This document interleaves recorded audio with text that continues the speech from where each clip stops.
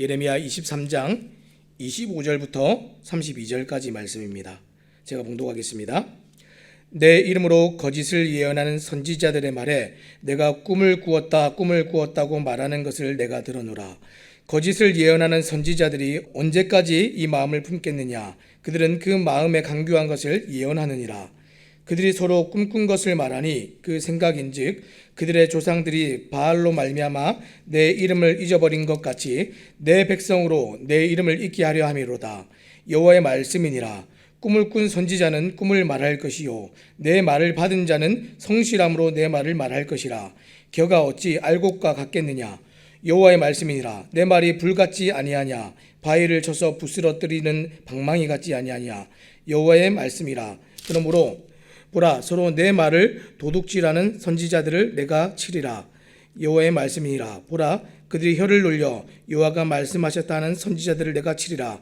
여호와의 말씀이니라. 보라, 거짓 꿈을 예언하며 이르며 거짓과 헛된 자만으로 내 백성을 미혹하게 하는 자를 내가 치리라. 내가 그들을 보내지 아니하였으며 명령하지 아니하였나니 그들은 이 백성에게 아무 유익이 없느니라. 여호와의 말씀이니라. 아멘. 오늘 우리가 하나님의 말씀이 올바른 계시입니다라는 제목을 가지고 함께 말씀을 나누기 원합니다. 오늘 말씀의 시작은 지금 25절에 거짓 선지자의 논쟁으로 지금 시작을 하고 있습니다. 25절 말씀을 제가 다시 한번 읽어보겠습니다. 내 이름으로 거짓을 예언하는 선지자들의 말에 내가 꿈을 꾸었다고 말하는 것을 내가 들어노라. 지금 거짓 선지자들의 모습을 지금 표면적으로 보면 여호와의 이름으로 말하는 선지자입니다. 하지만 여호와의 이름으로 진리가 아니라 무엇을 말하고 있습니까? 거짓을 말하고 있습니다. 이단도 사이비도 다 하나님의 이름을 빌어서 말하지만 거짓을 말하는 것처럼 지금 예레미야 시대도 다 그렇게 했습니다. 지금 그들이 말하는 내용은 무엇입니까? 자, 25절은 이 거짓 선지자의 특성을 꿈과 연결하여서 말하고 있습니다. 그들은 내가 꿈을 꾸었다고 지금 두 차례나 말할 정도로 확신이 있는 사람들입니다. 그러나 이것도 자신들의 계시라고 말하는 것에 그 정당성을 주장하기 위해서 내가 꿈을 꾸었다 이렇게 얘기하고 있습니다. 자, 이것이 정말 하나님께서 주신 꿈일까요? 성경에는 꿈을 포함하여서 하나님께서 자신을 계시하셨던 다양한 방식이 기록이 되어 있습니다. 실제로 요셉에게 하나님께서 꿈을 사용하셨지요. 또 사무엘상 28장에서도 꿈과 우림과 선지자를 통하여서 또 계시를 하시는 이 구약의 모습들을 볼 수 있습니다. 그 사무엘상 28장 6절 말씀에 보니까 지금 사무엘이 죽고 하나님께서 사울에게 지금 대답하지 않으시자 지금 사울이 어떻게 합니까? 사울이 여호와께 묻자오되 여호와께서 꿈으로도 우림으로도 선지자로도 그에게 대답하지 아니하심으로 지금 간절히 하나님을 찾으려고 하는데 찾을 수 없는 그런 일들이 일어날 때 이 꿈을 또 함께 얘기를 했습니다. 자, 이처럼 꿈은 구약 시대에 하나님의 뜻을 알 수 있는 수단이었습니다. 그러나 오늘 예레미야는 꿈으로 하나님의 계시를 받아 말하는 선지자들을 비판하고 있습니다. 자, 오늘 말씀 26절, 27절을 제가 다시 읽겠습니다. 거짓을 예언하는 선지자들이 언제까지 이 마음을 품겠느냐? 그들은 그 마음에 간교한 것을 예언하느니라. 그들이 서로 꿈꾼 것을 말하니 그 생각인즉 그들의 조상들이 바알로 말미암아 내 이름을 잊어버린 것 같이 내 백성으로 내 이름을 잊게 하려 함이로다. 지금 거짓 선지자들이 꿈꾼 것을 말하는데 지금 27절 하반절 말씀의 결론이 무엇입니까? 27절 말씀을 제가 다시 한번 읽어보겠습니다. 그들이 서로 꿈꾼 것을 말하니 그 생각인즉 그들의 조상들이 바알로 말미암아 내 이름을 잊어버린 것 같이 내 백성으로 내 이름을 잊게 하려 함이로다. 꿈으로 계시를 말했더니 결과가 내 백성으로 내 이름을 잊게 하려 함이로다. 이것이 결과입니다. 계시라는 말의 뜻이 무엇이죠? 나타내 보여주다라는 뜻을 가지고 있습니다. 오히려 하나님을 잊어버리게 하고 감추어버리는 그런 것이 어떻게 계시가 될 수 있습니까? 정말 엉터리도 이런 엉터리가 없습니다. 하나님의 뜻이고 하나님의 일인 것처럼 이렇게 말했지만 거짓이 이렇게 판가름이 되고 드러나게 되었습니다. 이처럼 열매로서 나타나는 결과가 하나님을 더 깊게 알지 못하게 한다면, 또 하나님과 더 친밀하게 만들 수 없다면 우리는 그 일이 정말 하나님으로부터 온 것인지 생각해 보아야 합니다. 이스라엘의 조상들은 바알을 쫓다가 하나님을 잊어버리고 우상 숭배했는데 지금 서로 꿈꾼 것을 말하는 거짓 선지자들 이와 같다. 성경이 그렇게 얘기하고 있습니다. 자, 그리고 이제 이 꿈과 대조하여 주시는 하나님의 말씀은 꿈이 더 이상 이 계시의 수단이 되지 못한다는 것을 지금 보여주고 있습니다. 오늘 우리가 28절부터 이제 마지막 이제 32절까지 나오는 말씀인데 계속해서 반복되는 말씀이 있습니다. 그 시작되는 말씀에 뭐라고 기록되어 있습니까? 28절부터 32절까지요. 여호와의 말씀이니라. 여호와의 말씀이니라. 또 30절에는 여호와의 말씀이라. 여호와의 말씀이니라. 여호와의 말씀이니라. 지금 5번에 걸쳐서 계속해서 여호와의 말씀이니라 앞에 있는 이 거짓 선지자들의 꿈과 대조하여서 이렇게 강력하게 얘기하고 있습니다. 자, 먼저 28절은 이 꿈과 말씀을 지금 먼저 대조하고 있는데 28절 말씀 제가 읽어보겠습니다. 여호와의 말씀이니라. 꿈을 꾼 선지자는 꿈을 말할 것이요 내 말을 받은 자는 성실함으로 내 말을 말할 것이라. 겨가 어찌 알곡과 같겠느냐. 꿈을 꾼 선지자는 꿈을 말하며 내 말을 받은 자는 내 말을 말할 것이라고 선언하고 있습니다. 하나님께서 이 말씀은 내 말이라고 하셨는데 꿈은 내 꿈이라고 하지 않으셨습니다. 뭐라고 하셨습니까? 그냥 꿈이라고 이렇게 말씀하셨지요. 무슨 말입니까? 지금 거짓 선지자들은 비슷한 것을 말하는 것이 아닙니다.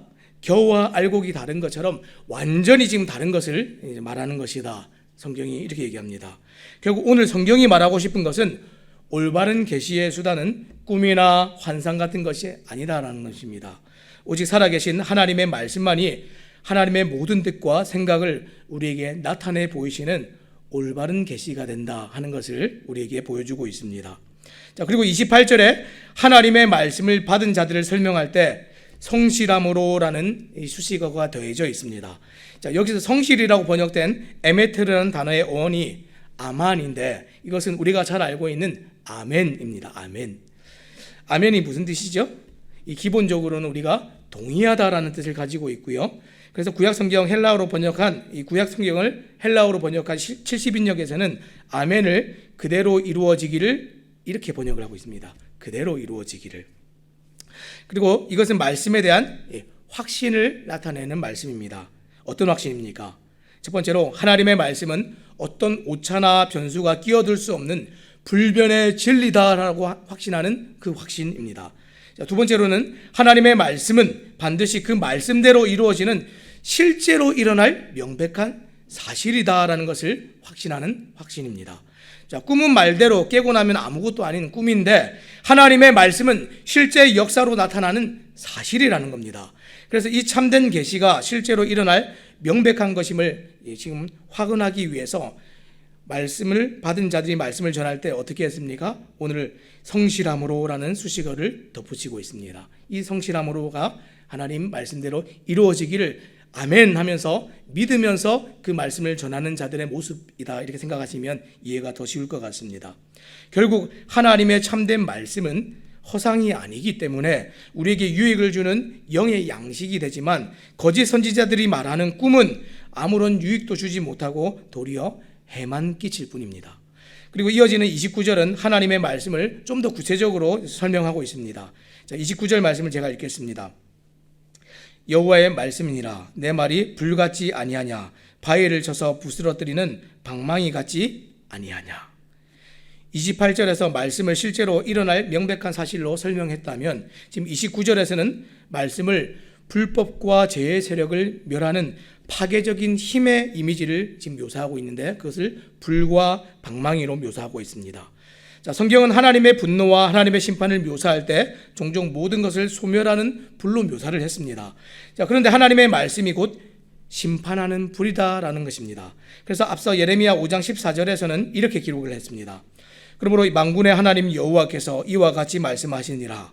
너희가 이 말을 하였은즉 볼지어다.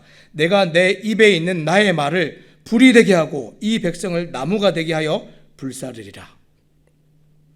원래 하나님의 진노의 불 아래 놓여야 하는 것은 누굽니까? 믿지 않는 사람들이고 하나님을 거역한 자들인데 지금 누가 그 진노의 불 아래 지금 놓여 있습니까? 이스라엘이, 이 유다가 이 소돔과 고모라 같이 모든 것을 소멸하는 하나님의 지금 불 아래 놓였습니다. 왜냐하면 그들은 꿈으로 말하는 거짓 선지자들의 거짓말을 분별하지 못하고 우상을 섬기던 조상들과 같이 하나님을 잊어버렸기 때문에 그렇습니다.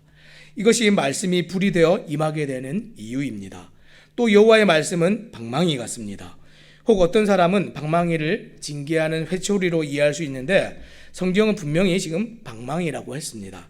이 방망이로 번역된 단어는 파티쉬인데 이것이 원래 원어에서는 대장간의 망치를 의미합니다. 대장간의 망치를 회초리로 사용하면 그것은 징계의 목적이 아니라 완전히 부수는 용도로 사용되는 것입니다. 자, 그것은 바위를 부술 정도로 강력한 것입니다. 자, 똑같은 단어가 예레미야 50장 23절에도 쓰였습니다. 온 세계의 망치가 어찌 그리 꺾여 부서졌는고 바벨론이 어찌 그리 나라들 가운데 황무지가 되었는고. 여기 망치가 옛날 개역 성경에서는 똑같이 지금 방망이라고 번역되었었는데 지금 모든 것을 파괴하는 바벨론이 이제 망할 때도 지금 어떻게 됐습니까? 은유적으로 지금 방망이 곧 망치 이렇게 얘기했습니다. 바벨론이 모든 것을 망치는 입장에 있을 때도 지금 망치였고요. 다 잘못하고 하나님 앞에 멸망하게 될 때도 그들이 망치 앞에 망하게 되었습니다. 자, 그런데 하나님의 말씀이 유다 백성들에게 모든 것을 파멸하는 방망이와 망치 같다. 오늘 성경이 그렇게 얘기했습니다.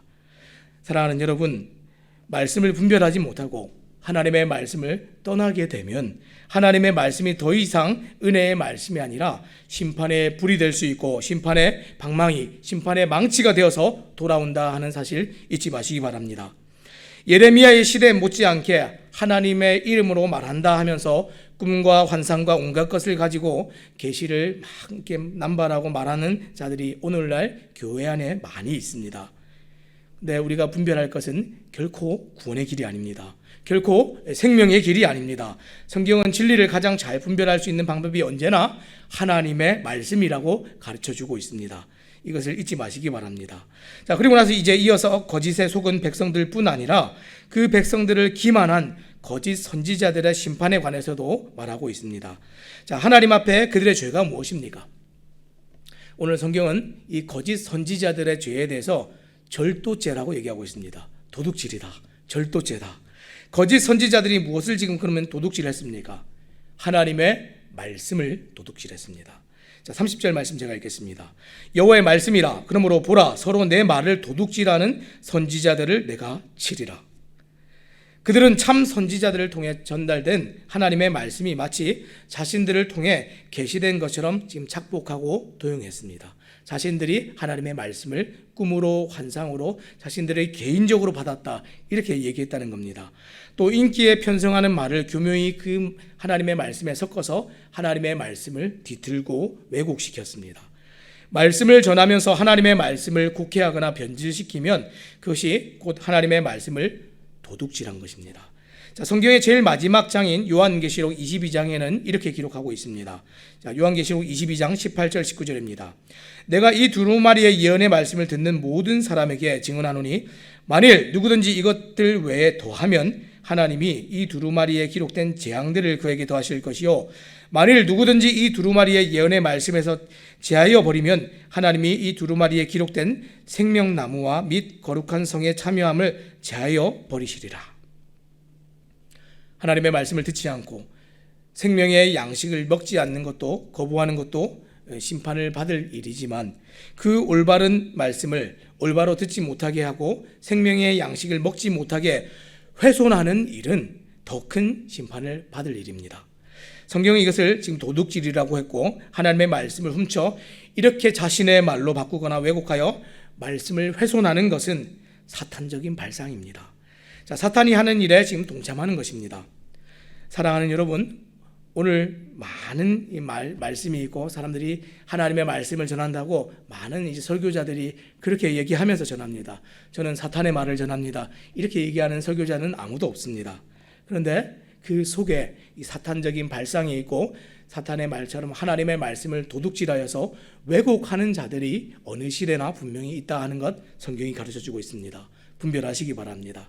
또 계속 이어지는 거짓 선지자들에 대한 이 고발은 무엇입니까? 혀를 함부로 놀려 하나님의 이름을 더럽힌 자들이다라고 고발하고 있습니다. 자, 31절입니다. 여호와의 말씀이니라. 보라, 그들이 혀를 놀려 여호와가 말씀하셨다는 선지자들을 내가 치리라. 그들은 그들의 거짓 예언에 권위를 부여하기 위해서 여호와께서 말씀하셨다 이렇게 내세웠습니다. 하나님이 말씀하셨습니다. 여호와께서 말씀하셨습니다. 성경이 이렇게 얘기합니다.